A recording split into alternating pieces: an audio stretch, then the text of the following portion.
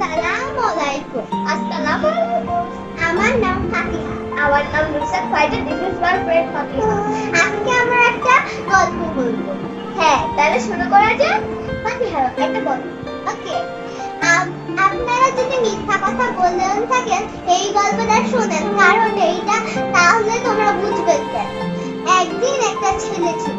ওই ছেলে এত বেশি মিথ্যা কথা বলতো, একদিন হঠাৎ করে গাছের উপর উঠে বলছে, বাঘ বাঘ বাঘ আসছে, আমাকে বাঁচাও। সব গ্রামের বাড়ির লোকরা এসে দেখছে কোথায় বাঘ, আর তারপর ও হাসতে হাসতে গাছের থেকে পড়ে গেছে। এখন ও বলতে মজা লাগছে, গ্রামের লোকটা অনেক কষ্ট পেয়ে বলছে, ও আমরা কষ্ট করে সেভ করতে আসলাম, তাও হয় নাই। তারপর নেক্সট দিন হচ্ছে ও আবার করতে গেছিল।